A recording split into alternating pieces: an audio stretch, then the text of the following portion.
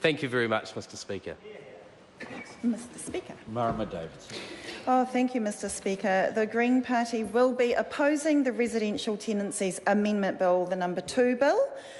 Of all the things that a government could be doing right now with purpose and urgency and energy to directly address the very urgent problems that are happening in our communities. Of all the things, Mr Speaker, my goodness, what is happening? What is happening? We have got 40,000 children a year being admitted to hospital because of illnesses linked directly to cold damp homes. We have got 16,000 deaths a year linked 1,600 deaths a year. Thank you, Me Tiria Tude. One is too many. But 1,600 is what we have of elderly people linked to cold, damp houses. We have things we can do right now to address those problems, but of all the things, we have Nick Smith's little minor bill. Now, I mean, we do agree with some parts of this bill, Mr Speaker. For example, on its own, we do agree that the positive step to make it easier to prosecute people who take advantage of the housing crisis by renting out properties that are unfit for residential purposes is a good step. And on its own, you know, we would support these parts of the bill, but this is Nick Smith's style. He sneaks in these things that seem like an on-the-edge positive step. He sneaks those into a bill and also, in the meantime, forgets about all the other urgent things and urgent solutions that this government has the power to put in place right now, and instead he sneaks through something that is just skipping around the edges. So I have a huge issue. Now, Mr Speaker, we're talking about residential tenancies. We're talking about renting here. Māori and Pacific home ownership rates are plummeting, and they already weren't too flash, but they're plummeting. They're plummeting. Te Matapihi believe that political inaction is the reason for a huge decline in Māori and Pasifika home ownership, and so do we. The Green Party supports what Te Matapihi are saying, because between 1991 and 2013, Māori home ownership has declined down to 32%, and Pacific 38%. So if we're talking about legislation to improve our communities and our country, and looking at renting and looking at renters, what on earth is this?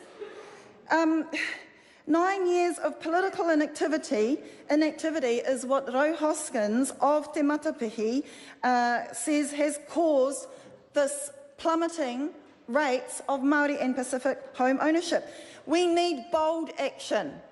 We need bold action, and what we have got here is this legislation. Now, I want to pick up a little bit on the meth testing.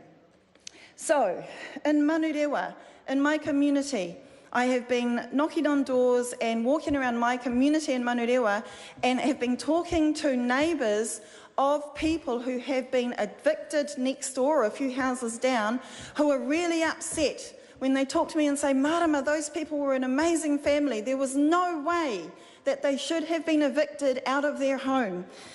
We have to weigh up the harm that we do when we evict people. Evicting people is a big call. Evicting people is a big call, and we have to be prepared to understand what we do. Now, this meth testing has an underlying problem. The advice from the Drug Foundation is that representatives on the meth testing industry, are overrepresented on the panel developing the standard. The Drug Foundation worries that the bill will legalise those silly standards, quote, and will result in a whole lot of harms. Bottom line, there is no science for setting a contamination level for meth use. We just cannot be sure. So we have to weigh up the harm. And yes, we do want to have safe homes, absolutely. But we also need to weigh up the harm of evicting people from their homes when we are not clear exactly who has called who was responsible for any meth contamination, and when we are not clear exactly how to measure the harm that can be caused by any amount of the meth.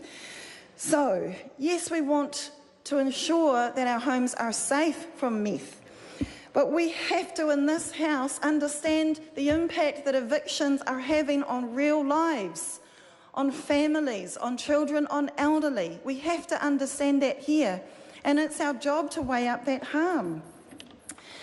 Mr. Speaker, our houses are too cold, but the problem with that is because of the dire situation of this housing crisis, too many tenants don't want to complain about that. Too many tenants are going to hang on to whatever condition their house is in, and even if they do make the bold decision to try and raise that awareness to a landlord about the condition of their home, more times than not, there's not going to be good action. So we need to put that leadership from here in the House onto the minimum standards for what a warm, healthy, safe home should look like. There are too many instances where damage is raised by the tenant and the least possible action is done that they can get away with, if at all. When we heard some of the submissions from some of the advocates, the Sisters of Mercy, including the Sisters of Mercy from Manukau, and how they talked about actually, more often than not, their tenants would not choose to make a complaint because they would have to join the line with 30, 40, 50 other applicants to a house. And that is how we are ending up pushing people right down to the bottom of homelessness along the spectrum. So we have to be really clear about making sure that we've got minimum standards, making sure that we've got strong legislation so that all landlords can do the right thing. And there are many who do, but those few that don't do the right thing, they have a real impact on many families, many families. So that's the sort of legislation that we need to be getting through. We need to have secure tenancies so that renters can feel free to make a complaint without the threat of being evicted, of being evicted out of retribution. We need to wipe leasing fees. Can we just have some legislation right now around that? Because in this unstable housing environment, tenants and families and people are having to come up with leasing fees, and it's a big ask. And those leasing fees are getting more and more and more at the moment. We have to put legislation in place to restrict rent increases and come up with a formula that is not going to make it so shaky and unstable and destabilising for families to just put down roots and live. These are the things that the Greens would do. We have so many more homes that need good insulation, so many more homes that need good, proper insulation. And if we want to talk about standards and levels of insulation, well, let's just say one tamariki that gets sick and admitted to hospital from housing is one too many. Let's just say one annual winter death of any elderly person is one too many. Let's put those standards, let's insulate according to that. Let's aim for that. Why not? Let's be inspiring and bold and visionary. Mr. Speaker, we too, the Greens too, understand that we have to address the speculation environment, this privileging of speculation that we have at the moment when homes are for living in. Homes are not supposed to be so heavily the business that we have got going at the moment. They are supposed to be for living in, for putting down roots. Homes are for living in, not for business trading. And we know we have to do the legislation that will address that. These are the bold things that a Minister of Housing should be doing right now. I was told in an inequality hui that I attended in Hawke's Bay yesterday, the advocates and the community are just tired. They're just tired. They want us to fix this, and they want us to fix it. And we can. We've got the power and we've got the tools. Mr Speaker, we won't be supporting this bill. We want something brave and bold that will actually address the causes. Thank you. Dennis O'Rourke. Mr Speaker, my speech